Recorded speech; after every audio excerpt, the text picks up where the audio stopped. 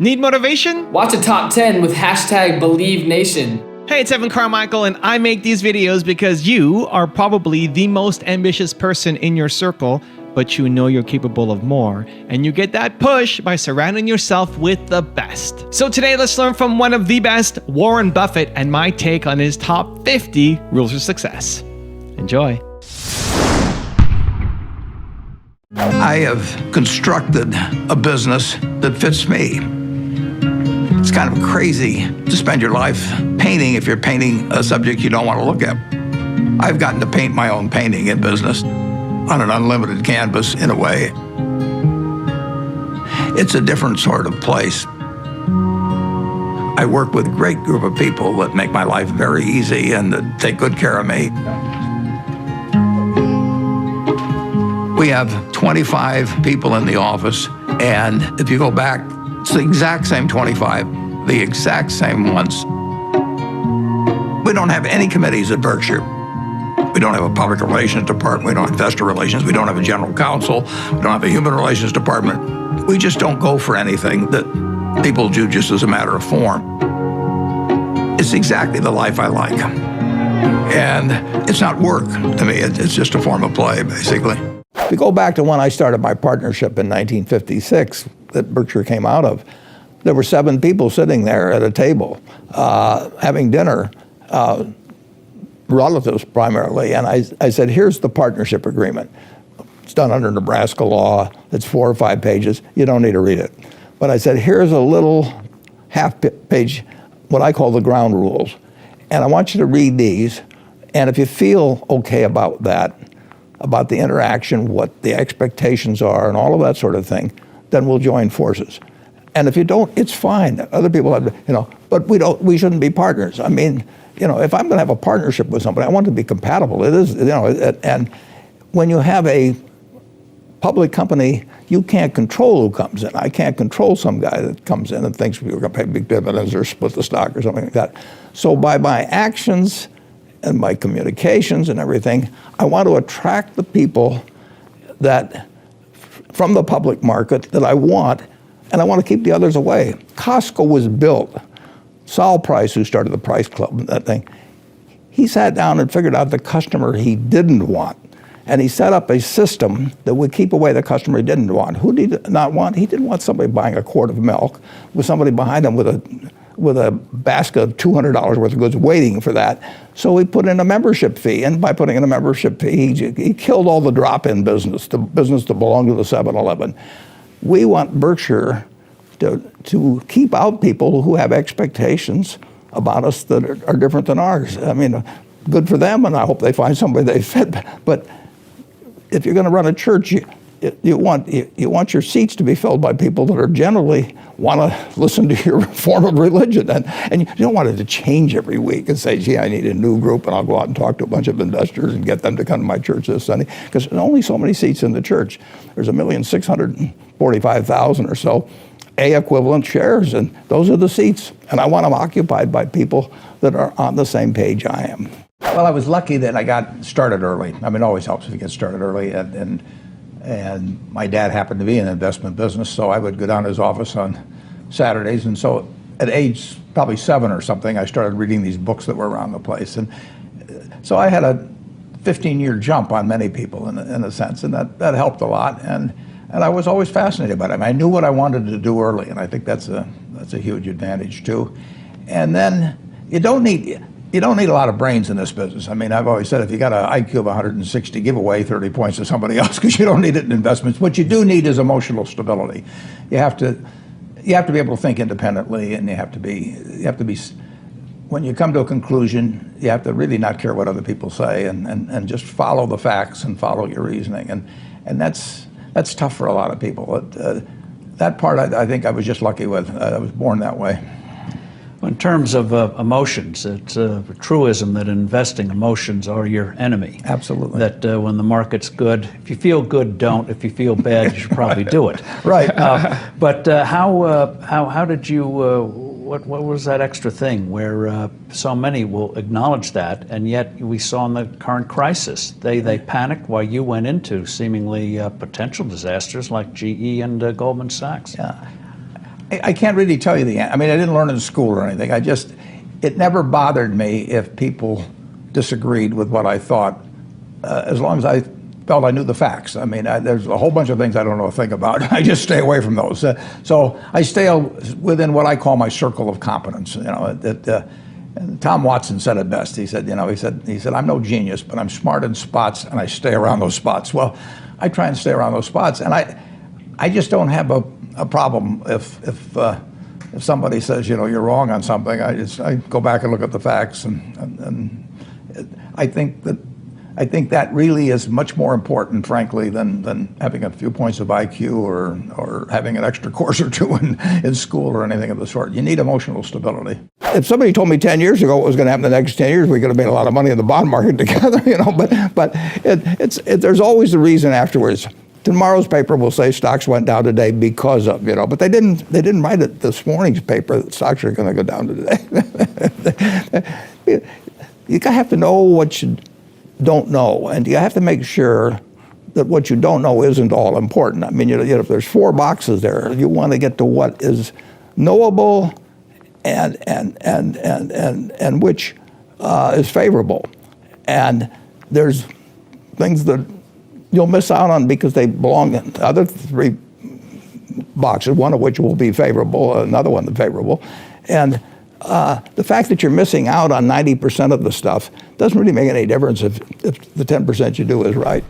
Also, to make sure you're actually taking action after watching this video, I've designed a special free worksheet just for this video. The worksheet will highlight all of the lessons learned in this video, as well as pull out our 3 favorite learnings and quotes that will inspire you to actually do something. The worksheet will also give you space to write down what your key takeaways are and your specific plan of action to make sure you're getting results. If you want the worksheet designed specifically for this video, absolutely for free, there's a link in the description below. Go click on it and start building the momentum in your life and your business. I'll see you there.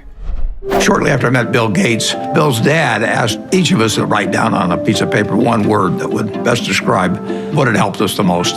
Bill and I, without any collaboration at all, each wrote the word focus. Well, focus has always been a strong part of my personality. If I get interested in something, I get really interested. If I get interested in a new subject, I want to read about it, I want to talk about it, and I want to meet people that are involved in it. I look at a lot of figures just in connection with our businesses. I like to get numbers. so I'm getting reports in weekly in some businesses. But that doesn't tell me what the economy is going to do 6 months from now or 3 months from now. It tells me what's going on now with our businesses. And it really doesn't make any difference in what I do today in terms of buying stocks or buying businesses, what those numbers tell me. They're interesting, but they're not guides to me. If we buy a business, we're going to hold it forever. So we're going to have good years, bad years, in between years, maybe a disastrous year some year. We care a lot about the price. We do not care about the next 12 months. Economic predictions just don't enter into our decisions. Charlie Munger, my partner, and I, in 54 years now, we've never made a decision based on an economic prediction. We make business predictions about what individual businesses will do over time, and we compare that to what we have to pay for them. But we have never said yes to something because we thought the economy was going to do well in the next year or 2 years, and we've never said no to anything because we were right in the middle of a panic even if the price was right. How would you define true success? Well, I've said many times that if you get to be 65 or 70 and later, and the people that you want to have love you actually do love you, you're a success. I've never seen anybody that reaches that age. I mean, I'm not talking about somebody that's in extreme poverty or pain or something, but I've never seen anybody that, if they have a lot of people that love them, that is other than happy. And I've seen some very, very wealthy people that they give testimonial dinners to and name schools after and everything. And nobody loves them. And in my own case, I was sort of wired for capital allocation. And being wired for capital allocation a couple of 100 years ago in Nebraska wouldn't have been a thing. And even now, being born in various parts of the world, it wouldn't have meant much. But here I was in this soon to be very rich capitalistic system, and it just so happened that what I did paid off enormously in a market system like we have. And if I'd had a talent in some other area that was way less commercial, I mean, I would have had a good time doing it, but it wouldn't have paid off like this. But of course, Jay said it perfectly when he talked about, he's in there recording for himself, and the money comes afterwards. I mean, I got to do what I love. I mean, and it doesn't get any luckier than that. If you can spend your lifetime, and I'm 80 now, and doing things you love every single day. I mean, I would be doing what I do now, and I would have done it in the past, if the payoff had been in seashells or shark's teeth or anything else. If you can go to work every morning, I tap dance to work, and I come down, and every day's exciting. I like to sit and think. And I spent a lot of time doing that, and sometimes it's pretty unproductive, but I find it enjoyable to think about, particularly about business or investment problems. They're easy. It's the human problems that are the tough ones.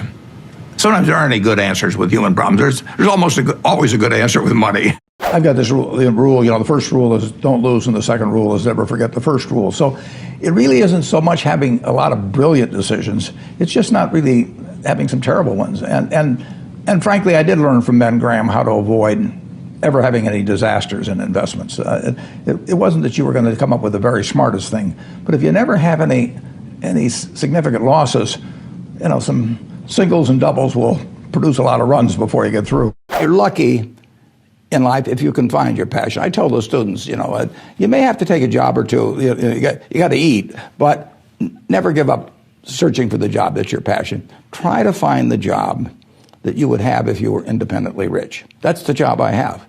And when you find that job, the job that causes you to be excited every day and forget about the pay, and where you associate with people you love, doing what you love, it doesn't get any better than that. My partner Charlie is 89, and we were talking about that this weekend. I'm 82, he's 89. We do what we love every day with people we love, and they seem to like us okay. So, how can it be any better? And just cost of living does not equate to standard of living. And the standard of living is, achieving what you want to achieve, working with people that you love, and you don't need that much money. Right. I love to ride around in a private plane. I will totally acknowledge that. Leaving that out, I basically, leaving out taxes and charity and things like that, I can easily live on $100,000 a year, and I wouldn't live better if I had 8 houses, if I had a 400-foot yacht or anything of the sort. I've been on 400-foot yachts, and I've been in a lot of fancy houses, but I'm in a house that I bought 55 years ago. It's warm in the winter, it's cool in the summer, it has everything I wanted, plus it has all kinds of good memories. Right. My kids have good thoughts about it. I can't imagine living any better. I paid $31,500 for it. I could pay $31 million for a house, and it wouldn't do for me what this present house does. The most important thing, aside from the things I've talked about already, is really who you associate with. You want to associate with people that are better than you are. I mean, basically, you'll go in the direction of the people that you associate with, and you want to have the right heroes. You want people, if you want to emulate somebody, you better pick very carefully who you want to emulate. And when obviously you can't pick your parents, they're going to have an enormous influence on you, but you don't get a choice on that. But you get choices as you go down the line, and who you admire, who you want to copy, and the most important for most people in terms of that decision is their spouse. It's also important in terms of a partner in business, but the partner in life is the most important one. You want to pick a spouse that's better than you are, and then he or she, and you hope they don't figure it out too fast. When you get to my age, you will not measure how well you've done by how much money you've got. I can guarantee you that. You'll all do fine on money anyway. I mean, think about it. 7 hours a day, you're in a bed. You got exactly the same mattress I've got. If you don't, we'll sell it to you at the Furniture Mart. We're on a parity. I can't outdo you, in terms of my sleeping enjoyment. You can match it by buying this mattress, which we'll give you a special price on. Just mention my name. We eat at the same places, We eat at Dairy Queen, particularly if you're in my position because we own it. But we eat at McDonald's and Burger King, and when I leave here, I'll stop by a fast food place on the way. So our eating experiences are the same. We travel the same. I mean, I had a 10-year-old car up till about a year ago, you know, and it just doesn't make any difference to me. They all work. We live in a place that's warm in the winter and it's cool in the summer, and we watch the Super Bowl on big screen TV. You do it, I do it. You know, we dress more or less the same. I mean, I pay more for my clothes, but they look cheap when I put them on. So we're really on we're on a parity. Yeah. So the money isn't going to be that big a deal. Everybody in this country is going to, you know, that with the intelligence this group has and the energy you have, you're going to do well. So what's the difference? You know, what really counts? Well, I would say that you will measure. Health is enormously important, and that's a matter of a fair amount of luck. I mean, you know. So I'm not shortchanging it. I'm just saying you can't do too much about that.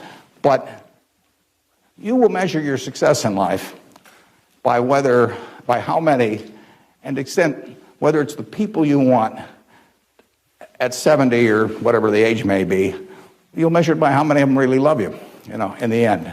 I mean, you can't, you know, you can't buy love. I mean, it doesn't work. You can buy sex. You can buy testimonial dinners, you can buy your name on buildings, you can do all kinds of things. But the only way you get to be, you know, love is to be lovable. It's kind of irritating, actually. If you got a lot of money, it'd be more fun to just write out a check for $1 million. So everybody, you know, from now on loves me. But it doesn't work that way. And in fact, the only way is to be lovable. And you know, I've got this friend who came out of Auschwitz and had at least one member of the family die there. And what is it now? It's 60 years later. You know, she still, when she looks at people, it's a Polish Jew, when she looks at people, the question she asks herself in determining who she really trusts as friends, the one question in her mind is, would they hide me? Now, when you get to be 70, if you've got a lot of people that would hide you, you've had a successful life. I know people who have a tremendous amount of money, no one would hide. Their own kids wouldn't hide them. I mean, they really wouldn't. I mean, their business associates wouldn't, or anybody else. If it really came down to it, you know, they don't have anybody's respect. They've got their attention maybe with money or something of the sort, but nobody loves them. And my friend Tom Murphy at Cap Cities TV, I mean, dozens of people would hide Murph. You know, all kinds of people would hide my wife. You know. Ben Graham, a lot of people would have. My dad would have had a number. And then, like I say, that I can tell you people that you know, everybody may pay homage to them, and the kids may put up with them and hope they don't change their will or something. But the truth is that nobody would hide them. And if you've got a lot of people that would hide you when you get to be 70, you will have had a very successful life. By far, the best investment you can make is in yourself. I mean, for example, communication skills. I tell the students that come that they're going to graduate schools and business, and they're learning all these complicated formulas and all that. If they just learn to communicate better, and both in writing and in person, they increase their value at least 50%. And, I mean, if you can't communicate, somebody says, you know, it's like winking at a girl in the dark. Nothing happens, you know, basically. And you have to be able to get forth your ideas, and that's relatively easy. I did it myself with the Dale Carnegie course. Some people wish I'd taken a shorter course now in terms of my talking later on. But it's just hugely important. And if you invest in yourself, nobody can take it away from you. Everything you do learn is cumulative. I mean, that doesn't mean that industries stay good forever or businesses stay good forever. But learning to think about business models, what I learned at 20 is useful to me now. What I learned at 25 is useful to me now. And so it's not a field that changes dramatically in terms of the underlying principles. It's like physics. I mean, there's underlying principles. Now they're doing all kinds of things with physics they weren't doing 50 years ago. But if you know if you got the principles, if you know what makes a good business, if you know what makes a good manager, you know, if you know what makes a good product, and you learn that in one business, there is some transference to other businesses as you go along, and you learn what things you're not going to understand. I mean, knowing what to leave out is just as important as knowing what to focus on. And I don't think I can win every game. You know, somebody said, "How do you beat Bobby Fischer?" You play him any game except chess. So I don't play Bobby Fischer chess. And there's a lot of value to learning that over time, and learning what you're good at and what you're not good at. All of you in this room have the brains to do extremely well in life. You've all got the energy to do extremely well in life. And then the question is, how do you apply it? If you've got a 200 horsepower motor, do you get 200 horsepower out of it? Do you get your full potential, or do you get 100 horsepower or 50 horsepower? Now, there's two things that can hold you back in getting the full horsepower out of your engine, whatever it may be. All of you have big enough engines. And one of those is a lack of education, but that probably isn't going to happen to very many people in this room. If you did have a lack of education, if you didn't have a chance to get a decent education in life, it wouldn't make any difference what that potential was, because you'd never unlock it. But the second most important thing, and equally as important, is in terms of the habits that you develop, in terms of what you do with yourself. When we hire people, we look for three qualities. We look for integrity, we look for intelligence, and we look for energy. But if they don't have the first one, integrity, the other two will kill you. Because if you're hiring somebody without integrity, you really want them to be dumb and lazy, don't you? I mean, last thing in the world you want for them is to be smart and energetic. So smart and energetic only goes with integrity. But the nice thing about you make your own decision on that. You can't change your IQ or how far you can throw a football or how high you can jump or the color of your hair very easily. But you can elect to have integrity that matches anybody else's. And if you match that with intelligence, which you have, and energy, which you have, you will get an extraordinary result, and you'd be very foolish to sell me 10% of yourself for $50,000. On the other hand, if you don't match it with that, your potential will, in a significant part, go unused. I do tell those students, that if I gave you a car and it'd be the only car you get in the rest of your life, you take care of it like you can't believe. Any scratch, you'd fix that moment. You'd read the owner's manual. You'd keep a garage and do all these things. And you get exactly one mind and one body in this world. And you can't start taking care of it when you're 50. By that time, you'll have rusted out if you haven't done anything. So you should really make sure that you just remember that you just got one mind and body to get through life with and to do the most with it. One of the things you do in your annual report, which has become a classic, is you will discuss what went wrong, like Dexter, and what you learned, and what you learned from it. Sure. Tough to do. Well, it's very important to recognize mistakes. I mean, if somebody goes around and says, I never made a mistake, I mean, you quit listening to them. I mean, they're in a dream world. So facing up to it, it's a little like in terms of discussing issues. You should be able to discuss the other fellow's position just as well as you can discuss your own. So, I mean, that's part of thinking well, and certainly part of making good decisions in business is recognizing the poor decisions you've made and why they were poor, and that doesn't mean you never do the same thing. I mean, because sometimes it was a freak situation, but I have made lots of mistakes. I'm going to make more mistakes, but Babe Ruth struck out a lot of times. I mean, it's the name of the game that you do it. You don't want to expect perfection in yourself. You want to strive to do your best, but it's too demanding to expect perfection in yourself, and it does some good to recognize them and not start trying to go around kidding people about them. What other habits did you cultivate in your 20s and your 30s that you now see as being foundational to your success as a business person?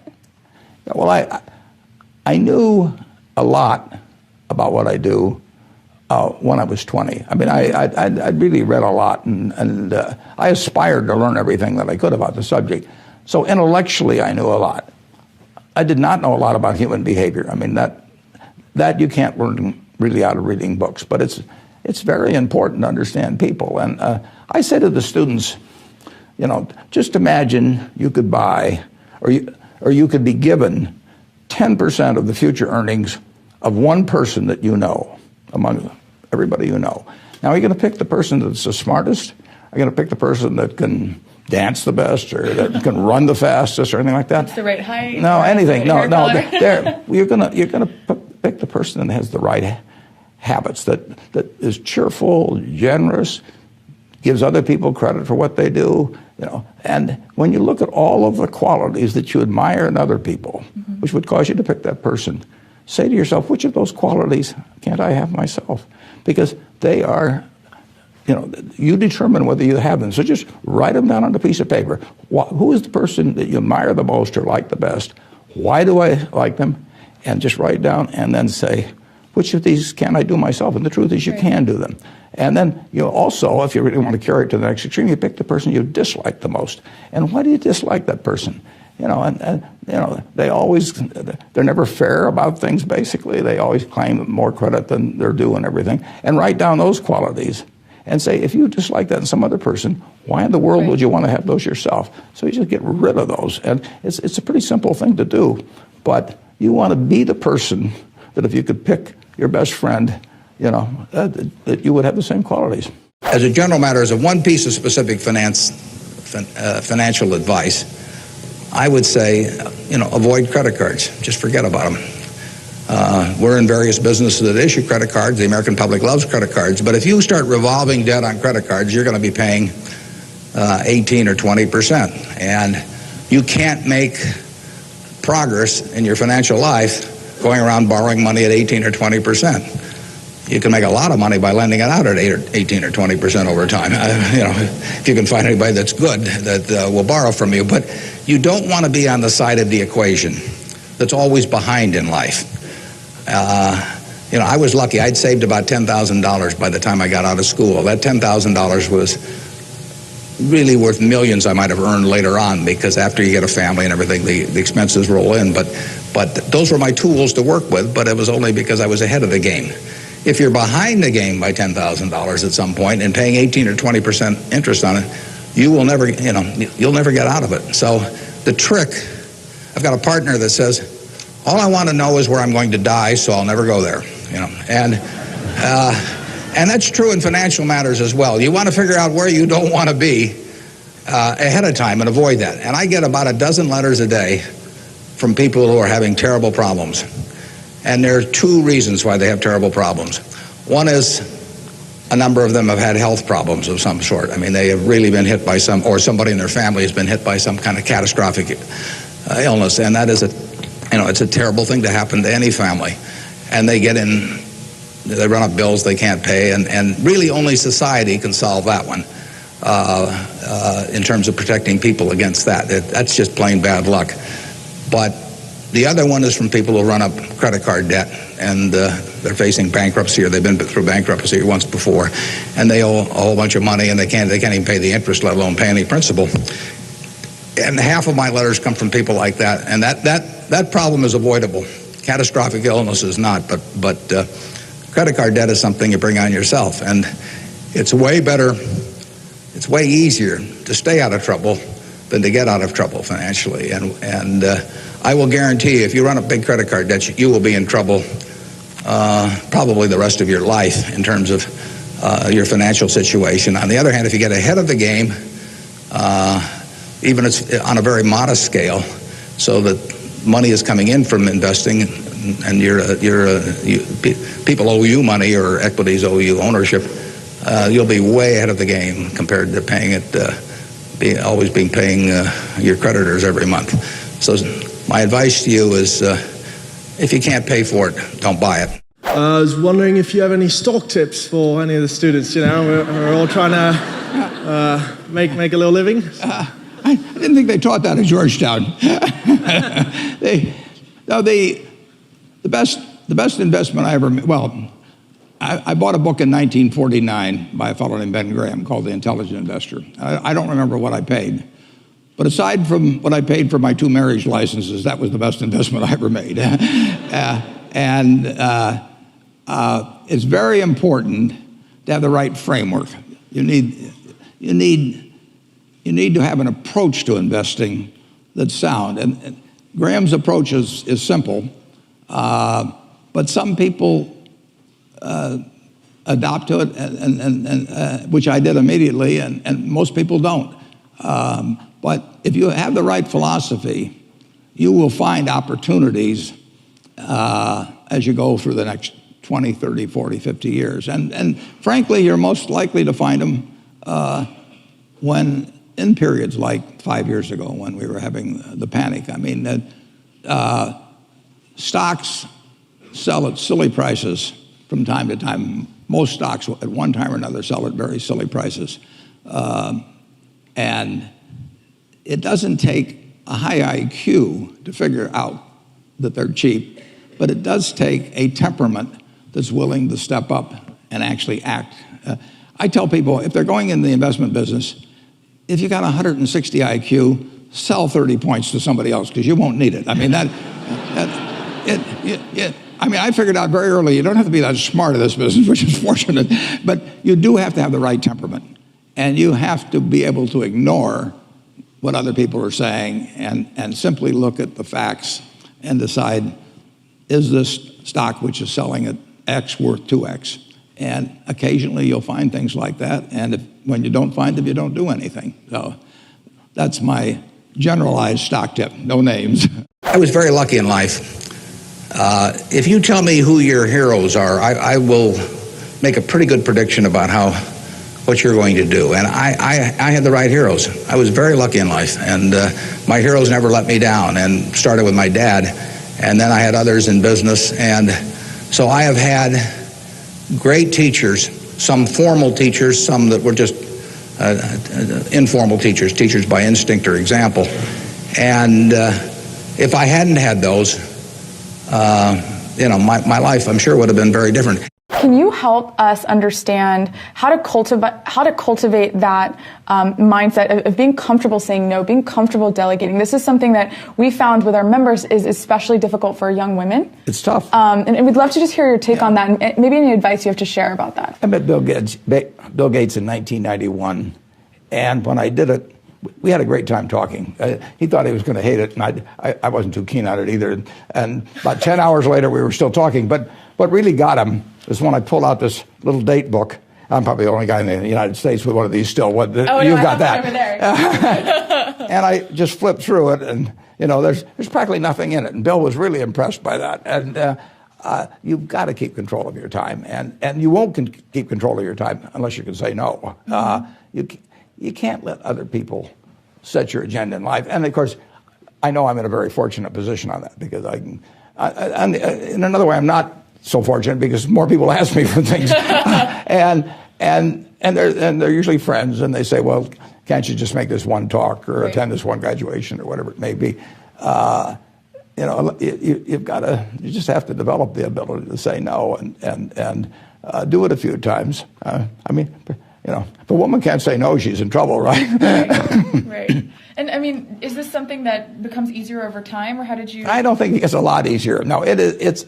There's a few things that really just are uncomfortable in life. The thing I dislike the most, the only thing I really dislike in connection with my job, is if I have to fire somebody.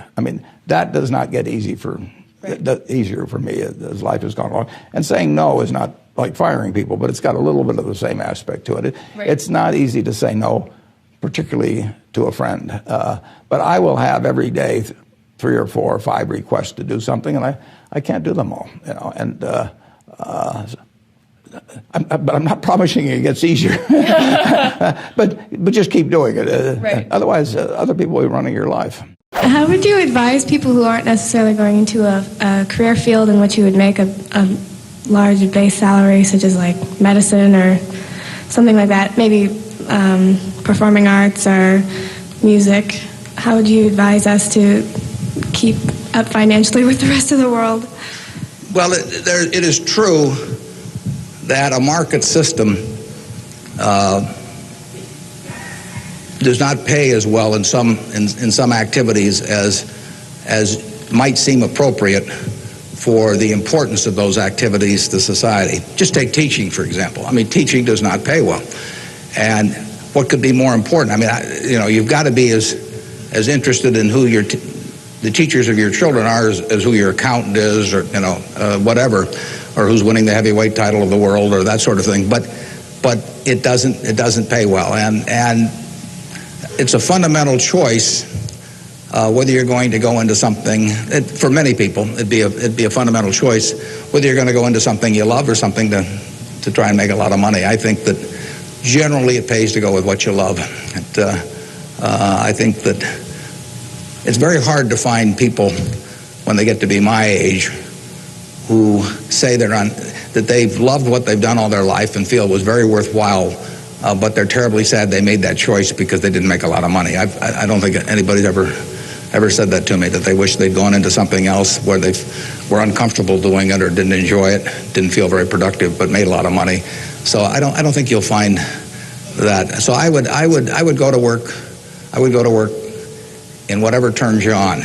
It may turn out that it'll be more profitable than you can think, but almost everybody here will make enough money, unless they get some terrible habits along the way, to do reasonably well. And doing reasonably well in this country really is pretty darn good. I mean, it's not necessary to have huge amounts of money in order to enjoy yourself. I enjoyed myself when I had my $10,000, and I live in the same house that I lived in when I had about that. I bought it 41 years ago. I liked the house then. I like the house now.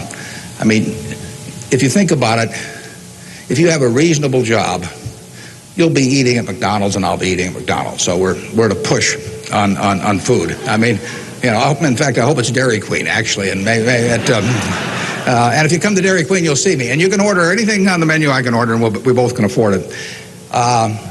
You know, you'll wear the same clothes I wear. I'll pay more for my suits, but as soon as I put them on, they look cheap on me. So we'll look about the same. We'll both live in the same kind of houses. I live in that house from 41 years ago, and it's warm in winter, and it's cool in summer, and it's comfortable. And you'll live in a house that's similar. And what difference does it make if you have 50 more rooms or, you know, guest houses or all that? You know, it'll probably just bring you problems. I mean, you have to worry about the greenskeeper or something when you get through. So I have been in the houses of people where the houses are worth probably 200 times what my house is worth, and I would not be any happier in those houses at all. In fact, I'd be less happy. I'd just have one more thing to worry about, and, you know, dozens of people around the place, and people quitting, and people stealing from you, and all kinds of things. To hell with it, you know. We'll drive the same kind of car. In fact, you'll probably drive a better car. I drive a car that's about 8 years old. I don't know what it's worth now, but it gets me around fine. I mean, I'm perfectly happy. We'll watch the same television, you know. We'll work on the same computer pretty much.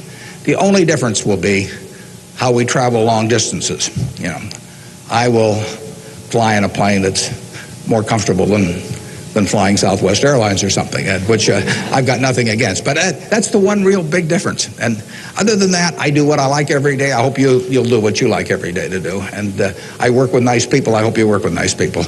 And there's 24 hours in the day, and those are where the hours go. So great wealth is the tiniest bit different in a real sense than having just a decent income, and to trade a decent income and something you love doing and something where you feel worthwhile doing it for huge wealth where you trade off a lot of your principles would be a terrible mistake. Over the years, I've developed a better understanding of human nature. I can learn a lot about investments out of a book, but I don't think you can learn as much about human beings. You really need some experiences, and I'm wiser in that respect than I was 40 or 50 years ago, even though I can't rattle off numbers the same way I used to be able to. If you look around the world at the people that succeed and the people that other people want to work with, the natural leaders, it isn't because they have the highest IQ or they can kick a football the furthest or anything like that. They're people that you want to work with. I mean, I've got a wonderful friend named Tom Murphy. I know I would do anything for him. You know, he's never going to ask me to do it, but I mean, I want to do it. I mean, I want to do it. I mean, he's done so many things for me, and he doesn't have to pay me to do it or anything of the sort. That's what you want to. You want to look for that, and you want to be that. There's a company here in Washington called Geico, you know, and I first got exposed to that in 1950. I was 20 years. I was 19 years. Well, it was 51. I'm sorry. I was 20 years old, and I came down here, and I came down on a Saturday because I'd learned that my professor who I worshipped at Columbia named Ben Graham was the chairman. I got down here and the door was locked. When I went to the building, because it was Saturday, and I pounded on the door, and some janitor let me in, and a marvelous fellow named Lorimer Davidson spent 4 hours with me teaching me all about insurance, and he helped me so much in life. You're going to get help by some wonderful people in life. It's a great thing to to remember later on when you get to be my age that all the help you've received from different people, because nobody does it alone. Obama got in trouble when he said that in the campaign, that nobody does it by themselves. Nobody does do it by themselves. We all sit in the shade of trees that were planted by others. So it's obligatory, I think, to plant a few trees ourselves if we've had good luck. It's been a great ride, but it's not over. What are the best ways for youth to get started now in securing their financial future? For what, to secure their financial future? For youth. Youth? Oh, well, it's not very complicated. It goes back to getting full use out of your own talents first. I mean, the difference between whether you're going to be earning X or 2X or 3X a year 20 years from now is going to be a function of how well, not how much talent you have, but how well you use the talents you already have. And so that is your best financial future is your own ability and your a capacity to use those abilities to their potential. And that can't be taken away from you. They can't even tax it. I mean, most things, if you own a piece of real estate, if they double the taxes, they double the taxes, and that changes your ownership in the property, because now, in effect, the taxing authorities own more of it because they've got a greater command on the revenue stream.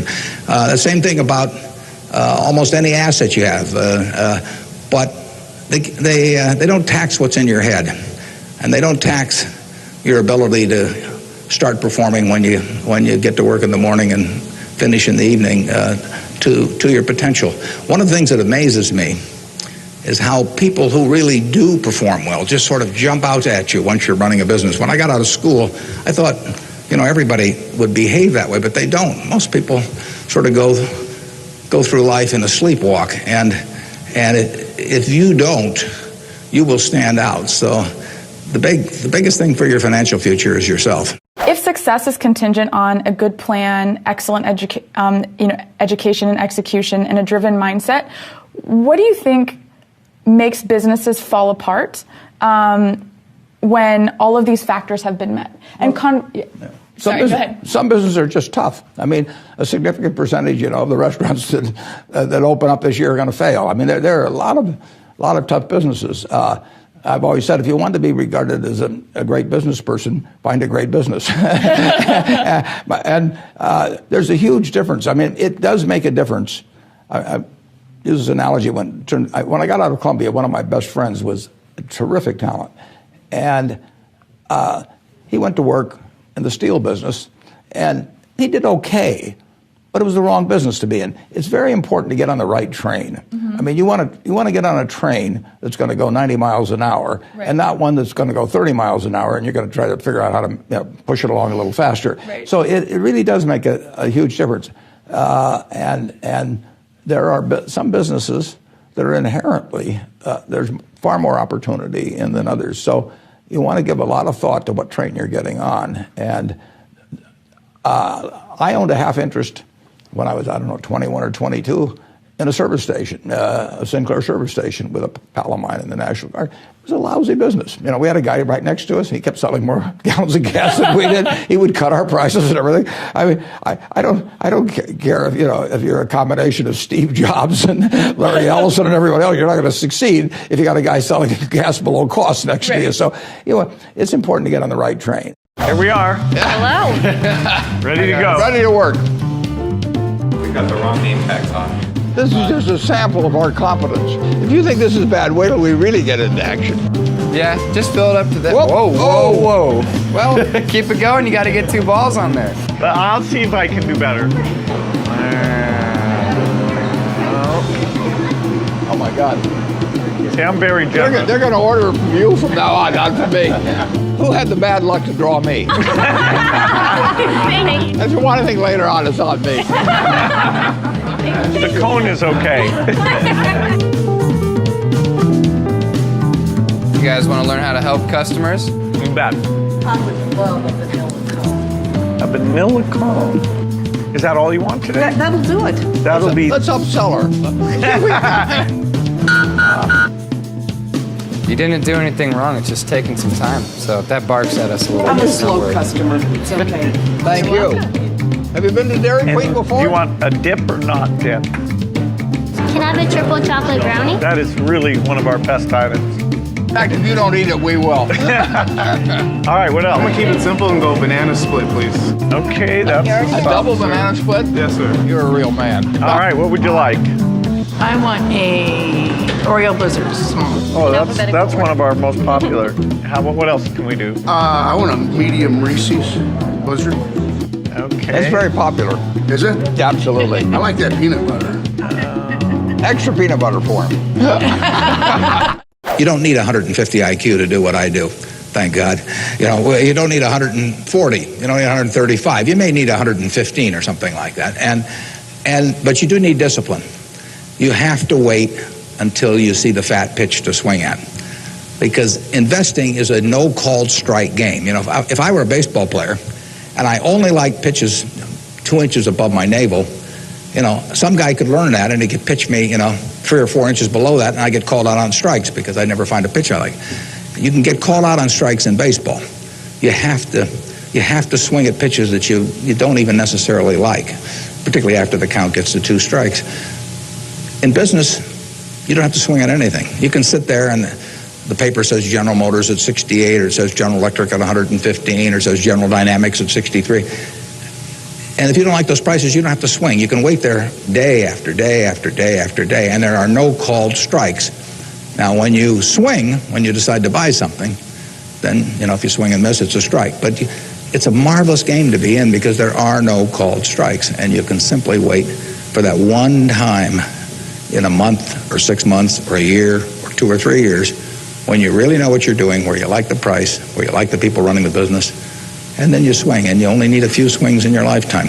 How do you deal with failure? And what's your advice to young entrepreneurs like me in this case, especially with regards to failure and how to approach it? Yeah, well, if you fail, you really do dust yourself off and get right back in. I mean, you're going to fail at some things. You're going to have some human relationships that don't work out. Fairly significant number of people get divorced. I mean, that's a very big decision to have turn out badly. But I think if you study almost everybody and read Kay's book, Personal History, and everybody fails at some things. I mean, particularly when you're younger. I mean, you do have less experience in evaluating humans and and just knowing about whatever it may be businesses.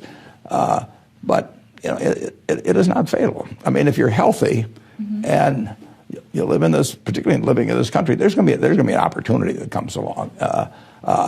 I got turned down for the Harvard Business School when I got out of the University of Nebraska. And I remember, I went to Chicago to get interviewed. This is when you traveled on the train, and so I spent 10 hours going there. And this fellow looked at me and.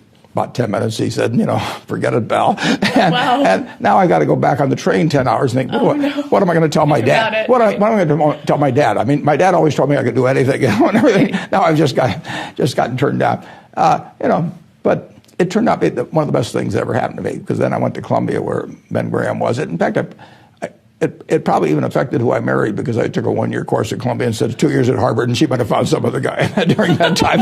And almost everything in my life that looked like a failure has either usually it's turned into a success. I mean, the world isn't over. If you have bad luck in health, that's tough. I mean, there's just no getting away. I've been lucky on that. But the other kind of things, if you're healthy and you're bright and you've got decades ahead of you, if something goes wrong, if you find yourself working for the wrong employer and they're doing things you don't approve of, or they're not treating you fairly, the world isn't over yet. You just go out and find somebody else. I got an awful lot of good advice from my dad, and he didn't lay it on me. I mean, he just you picked it up from him, but there was never any of this do this, do that type of thing at all. But I think he really taught me that it's more important in terms of what's on your inner scorecard than your outer scorecard. I mean, some people get in a position where they're thinking all of the time of what the world's going to think of this or that instead of what they themselves think about. And if your inner scorecard, if you're comfortable with that, I think you're going to have a pretty happy life. And I think the people that strive too much for the outer scorecard sometimes find it's a little hollow when they get all through. I should mention one thing about reading. It was at the library here at Columbia that I wish I spent probably more time than any other student. I lived there practically. But I pulled the book out there, happened to be Who's Who in America, and it told me something about my professor, Benjamin Graham. And then I looked up and I went to the library and I said, I want to learn more about this because I learned this over here. That changed my whole life. We own Geico now because of that librarian directing me to some other book and then following through on that. It's the chance. I read about 1/5 the pace that Bill does, but I still spend 5 or 6 hours a day reading. I mean, you can learn so much. I particularly love biography. Just to be able to live the lives of these people that have been so extraordinary, the lessons and the discouragements they face, just everything about it. So you can't get enough of reading. How do you decide what you invest your time and money in? Yeah, well, I like to find businesses that have good economics. Now, what are good economics? Well, good economics are a business that has some kind of a moat around it that makes its product or its service or its location or something a little more desirable to the customer than any other sort of comparable product. The number one candy bar in the last 30 or 40 years has been Snickers. People don't fool around with different candy bars. They fool around with different length dresses. They fool around, with all kinds of things. But they don't fool around with candy bars because they figure, they're going to go in and lay out 50 cents or whatever it is and put it in their mouth. And they're not going to, for 50 cents and putting it in your mouth, I mean, you're not going to say, I'll lay out 45 cents and put something else in my mouth. So you find that very stable. And we like businesses that we think we can figure out where they're going to be in 10 or 15 years. I don't know where the information technology businesses are going to be in 10 or 15 years. I know where Snickers bars are going to be in 10 or 15 years. They're going to be selling just about this, the way they do now. I know where Wrigley's gum is going to be in 10 or 15 years. There's not going to be a lot of innovation in chewing gum. The internet's not going to cause people to quit chewing gum either. I mean, Gates may think so, but I don't think so. But it's predictability regarding the sustainability of a competitive advantage, something special about a product. You both have several managers working under you, so I was wondering what are some steps that a new entrant into the job market can take to accelerate their journey towards an upper level management position? Yeah, well, one thing I will tell you that I didn't realize when I was getting out of school is how much the unusual person will jump out at you. I mean, and it isn't because they got 200 IQs or anything like that. It's really because of just how they behave, what they bring, the energy they bring, the commitment they bring, the quality of how they do things, how they treat the people around them, all kinds of things. But you will jump out much more than you might anticipate. One of the things you would want to be sure to do is, whether you like it or not, get very comfortable, it may take a while, with public speaking, for example. I mean, that's an asset that will last you 50 or 60 years, and it's a liability if you don't like doing it or are uncomfortable doing it, that also will last you 50 or 60 years, and it's a necessary skill. But a lot of the skills are just human skills. If you get the best out of people around you, that's a rare talent, and it doesn't correlate with IQ. It correlates with an attitude and toward the world and toward other people. And it's a talent that if you work at early and you're really conscious about it, you don't have to show up other people. You don't have to be smarter than they are or anything else. You want to bring out the best in them. It will pay huge dividends. If you were to do it all over again, you're in our shoes. What industry would that be in? Where would you start your own business today? I do the same thing. Yeah. I mean, for one thing, I'd be a failure at anything else probably. I mean, I'm not gonna. No, I mean, I had fun when I was in my 20s, my 30s. Now I'm 86, and I'm having fun. And so I advise students as much as possible, look for the job that you would take if you didn't need a job. I mean, don't sleepwalk through life, and don't say it's all going to be great. I'll do this and I'll do that, and I'm just marking time till I get to be older. I've told people, that's like saving up sex for your old age. I mean, it just is not it is not a good idea. Yeah.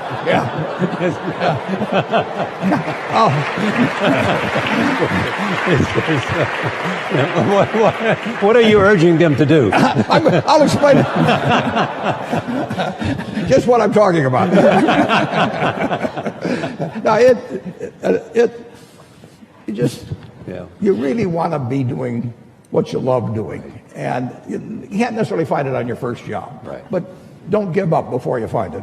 It is always being ahead of the game rather than getting behind the game. It's saving a little, no matter how you do it. I mean, I delivered papers, I worked at Penny's, I sold golf balls, I had a pinball machine around. I did a lot of things that enabled me to accumulate about $10,000 by the time I got out of school. 10,000 doesn't go as far now as it did then, but having anything so that you're ahead of the game and not getting behind the game is enormously important. I mean, just, if you're going to run a 100-yard dash against a bunch of people in life, if you can figure it out so that when the gun goes off, you're 10 or 15 yards ahead instead of 10 or 15 yards behind, it's going to make an enormous difference in how that race comes out. So having some net resources doesn't make much difference whether they're in stocks or bonds, in my view, but and not having debt when that gun goes off when you get out of school is a huge plus over being behind the game. And it may come from delivering a paper out in the morning, it may come from part-time work someplace, but put aside a few dollars for yourself so that when the time comes and you enter the workforce, you're ahead of the game and not behind. And then once you get there, don't get behind by buying a whole lot of things that you figure you're going to pay for someday while you're paying 20% interest in between. You will move in the direction of the people that you associate with. So it's important to associate with people that are better than yourself, and actually the most important decision many of you make, not all of you, will be the spouse you choose. Right. And you want to associate with people who are the kind of person you'd like to be. You'll move in that direction, and the most important person by far in that respect is your spouse. I can't overemphasize how important that is, and you're right. The friends you have, they will form you as you go through life, and make some good friends, keep them for the rest of your life, but have them be people that you admire as well as like them. Well, there we go. Touting. Pretty nice. Can you imagine this? I mean, this is the way to spend your time. I think this is better than the mattress I sleep on. I wouldn't fool around with computers when I could be in this position. I mean. Can you remember buying your first mattress, Lawrence? Well, I didn't do very much of the purchasing in our family. I can't recall ever buying anything, actually.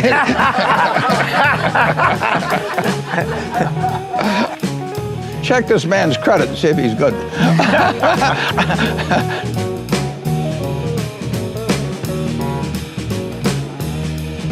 The habits you develop, and I go back, the other thing is have the right heroes. I mean, I've always been lucky in that respect. And if the people you look up to are going to form your vision of what the world, how you want to be in later life. I'll give you two pieces of advice. I'd invest as much in myself as you can. I mean, you're your own biggest asset by far. I mean, you've got all kinds of potential. All the people in this room, you're lucky to be in this country, gotten a good education, but most people go through life using up a very, very small part of their potential. And so anything you do that invests in yourself, that's the best investment you can possibly make. There can be all kinds of wonderful investment opportunities out there that I don't understand. I don't know what cocoa beans are going to do next year. Maybe you know, but I don't know. I don't know what crude oil is going to sell for. But I don't have to know. I just have to know the things. I have to know what I know. I have to know where the limits of my understanding are, what I call what my circle of competence is. And if I'm only able to evaluate 5% of the businesses in the world, no problem. I just stay within that 5% and try and find something.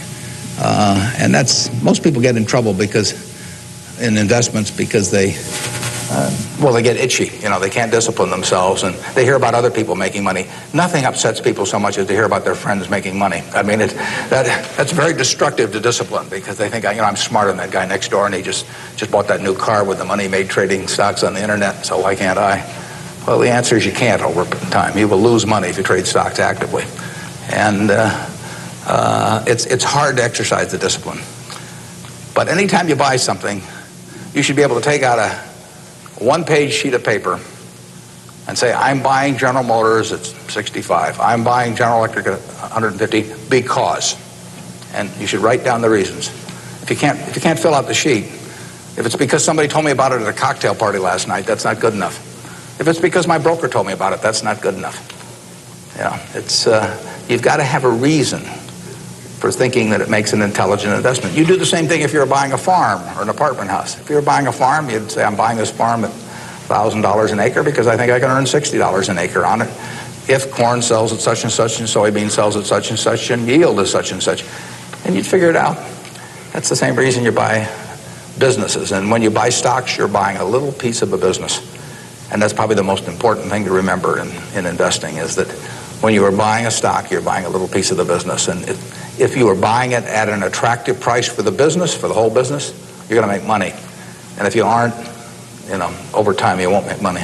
Charlie Munger and I have been making stock decisions and business decisions one way or another together now for 55 years. We have never the macro doesn't enter into it, nor does political. We have not made decisions differently because one party or the other's in power. We have not made decisions based on whether we thought interest rates were going to go up or down, or you know, what was going to happen with labor negotiations someplace. You know, you don't want to give up what you know how to do because of opinions which you don't know whether are right or not, and which are going to be transitory in any event. So you really go out there every day and do whatever makes the most sense. So when we buy the auto dealerships last week, we don't factor in anything about the Fed, about the deadlock in politics, about what's going on around the world. Those are all important things, but they don't affect whether those dealerships, which we're buying to own 100 years, they don't affect whether they're going to make money in the year 2024 or 2034 or 2044. And the important thing is whether we get a good business with good management at a sensible price. It's very important to have the right framework. You need to have an approach to investing that's sound. And Graham's approach is simple, but some people adopt to it, and which I did immediately, and most people don't. But if you have the right philosophy, you will find opportunities as you go through the next 20, 30, 40, 50 years. I would follow my passion. I mean, whatever turns you on. You know, I was lucky. I found something early that turned me on. But you don't want to take a job just for the money. You don't want to take a job for an organization that you really don't feel good about, or work for people that you don't feel good about. You really want to be excited when you get out of bed every morning. And it won't necessarily be the job that you have 10 years later, but you'll be learning so much as you go along. And you know, I took a job with Ben Graham, my hero, and it, you know, I never asked the salary, and I found at the end of the month when I got my first paycheck what I was earning, because I just knew it was the right thing to be doing. So I would follow your passion. I think you'll learn more about yourself if you do it that way. I bought my first stock when I was 11. I was at Rose Hill at the time, and I bought 3 shares of City Service Preferred at 38, and it went down to 27, which is something I still remember, even though I was 11 at the time. And then it went up to 40, and I sold it. I made $5 on my 3 shares after commissions, and then it went to 200 and something. So, you know, I probably remember that a little better than if I'd been doing it on paper.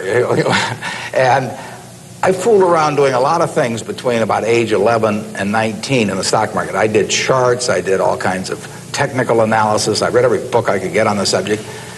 And I didn't do that well. I didn't do terrible, but I was really just floundering around. But that meant by the age of 19, when I read Ben Graham's book, I was at the University of Nebraska in Lincoln, I went and bought this book called The Intelligent Investor, just come out, and it had an enormous impact on me.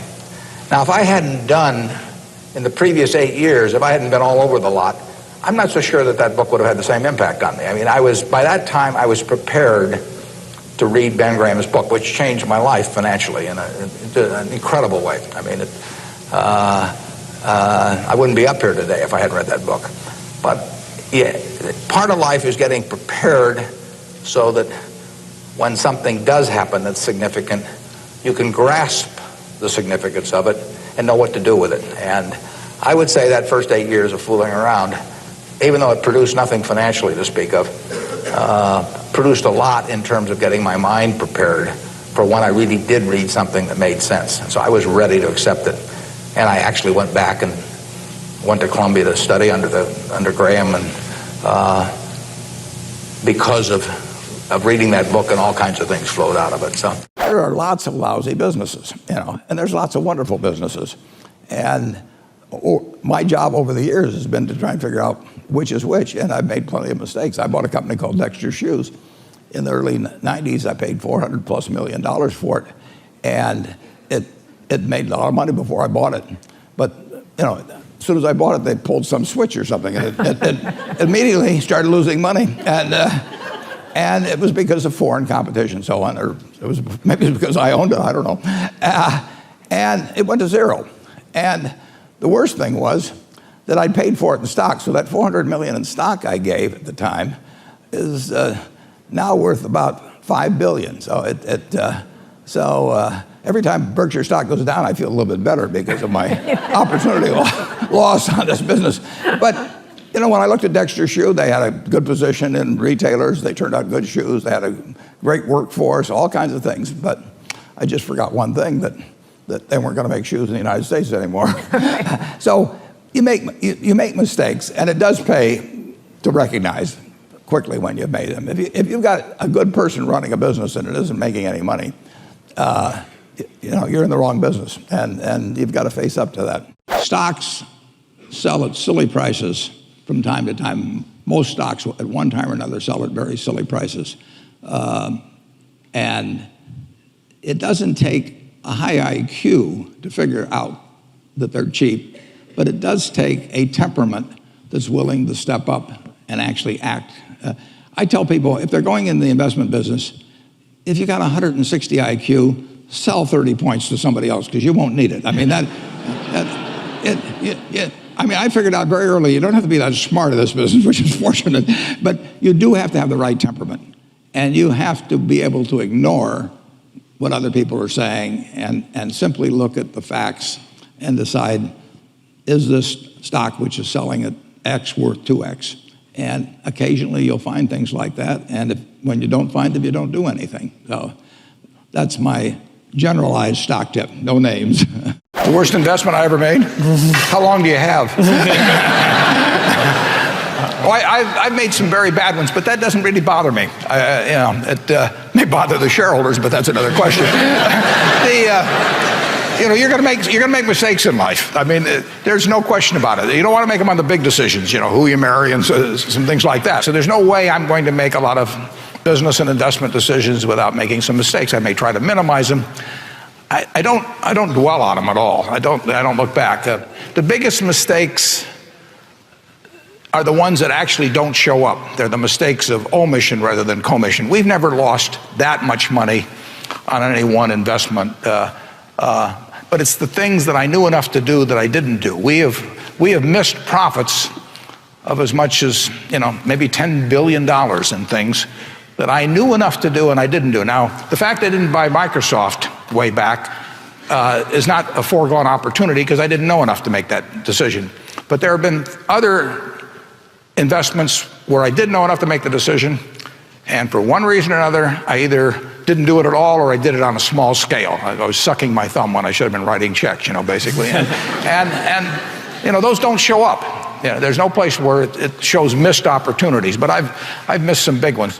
The triumphs in life are partly triumphs because you know that everything isn't going to be a triumph. And I would never get too hung up on mistakes. I know a lot of people that really agonize over them, and it just isn't worth it. I mean, tomorrow's another day, and you live it forward and just go on to the next thing.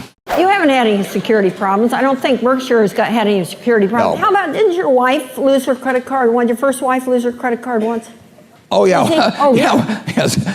When my first wife lost her credit card, I made no attempt to get it back because the guy was spending less than she was.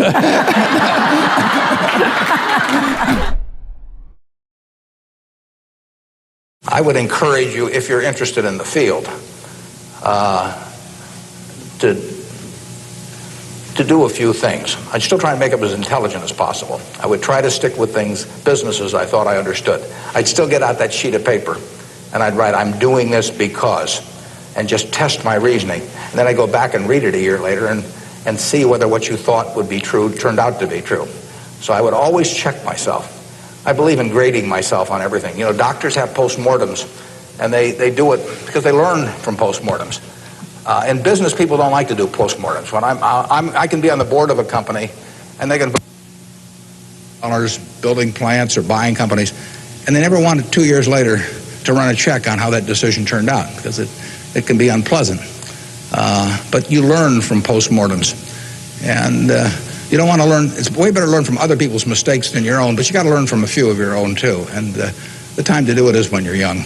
Is there a meaningful distinction to be drawn between making money out of investment and making money out of speculation? It's always a bet, isn't it? It's always a gamble. No, it isn't a gamble. There is a real distinction. Basically, it's subjective, but an investment attitude, you look to the asset itself to produce the return. So if I buy a farm and I expect it to produce $80 an acre for me in terms of its revenue from corn and soybeans, and it cost me $600. I'm looking at the return from the farm itself. I'm not looking at the price of the farm every day or every week or every year. On the other hand, if I buy a stock and I hope it goes up next week, to me that's pure speculation. Mr. Buffett, in the past you invested in China, South Korea, and Israel, and recently you partnered with 3G Capital and Jorge Paulo Lemann from Brazil over for the Heinz deal. Does this mean, are you tempted to venture into the Brazil market next? I didn't get the question. The question, you did the Heinz deal. The question is, are you going to invest in Brazil next? I don't know where I'm going to invest next. That's what makes my job interesting. I mean, I'm not kidding. I mean, if you went out and played golf and every drive went in the hole, you'd give up. The game wouldn't be interesting. I mean, what's interesting is when you get in the rough and have to come out and a few things like that. So I love the fact that I don't know what I'm going to do next. You mentioned the Israel investment. In 2006, in the fall, I got a letter from a fellow, and I never heard of him, and I never heard of the company he was talking about. But he said, my name is Eitan Wertheimer, and I want to tell you a little about my company, Ishkar. The letter was a page and a half long, and he said, if he sold the company, the family sold the company, the only company they wanted to sell it to was Berkshire Hathaway. And if I was interested, they'd be glad to come over from Israel and explain it to me. And it just jumped off the page that this was an interesting idea. So I emailed them, and they came over very shortly, and we bought the business. We handed them $4 billion for 80% of a company where I'd never seen it or anything. Eitan kept saying, you got to come over to Israel and see the plants and everything. You won't believe how wonderful they are. And I said, Eitan, I don't go to Council Bluffs, Iowa. You know, I mean, I am doing fine in Omaha. And he said, no, you got to see it. I said, no, I said, we can make a deal without seeing it. He said, well, if you buy the company, will you come and see it? I said, if we buy the company, I'll come. So we bought the company, and I went over there, and it's true. I've never seen plants like this. It was the greatest operation I've ever seen. And Eitan said to me, he said, you know, that's why I want you to come over to see these things. I said, listen, Eitan, if I'd come and seen them, I'd have paid more money. So we have a wonderful partnership with the people in Israel. But I don't know tomorrow. Our partnership with the people in Brazil, with Jorge Paulo Lemann and his associates, they are sensational people. I got to know Jorge Paulo when I was on the board of Gillette with him. And the opportunity to buy into a wonderful business like Heinz and to be partners, and they'll do all the heavy lifting. They run the place with Jorge Paulo and his associates. I mean, it's a great opportunity for us. And I don't know what the opportunity will be tomorrow. With Jorge Paulo, as last December, I was going out to Boulder, Colorado, where he had a group that met, and he said, I think I've got an idea might interest you when I get out there. And so I went out there, and And as we came back on the plane, he explained what he was thinking about in terms of Heinz, and I said, count me in. And I will tell you one other thing, which is quite impressive about him. After I said that and went a little further in the thing, he sent me a one-page governance description of how it would work between the two of us, and he sent me a very brief description of what he thought would be a fair deal for both of us. I didn't have to change a word. I mean, those are the kind of people you like to associate with. Because you made it this far in a video, I want to celebrate you. Most people start and don't finish. Most people never actually follow through. Most people say they want something, but they don't ever do the work to actually get it. But you are different. You are special. Believe Nation, you made it here all the way to the end, and I love you. So as a special celebration, if you put a hashtag believe down in the comments below on this video, I will showcase you and celebrate you somewhere on the screen in a future video because you are awesome. To see the top 50 I did on Bill Gates, check the video right there next to me. I think you'll love it. Continue to believe, and I'll see you there. I love bridge. Bridge helps you think. It's a game you can play your entire life and keep getting better and better. I think anybody who's good at bridge is going to be great at a lot of things. So I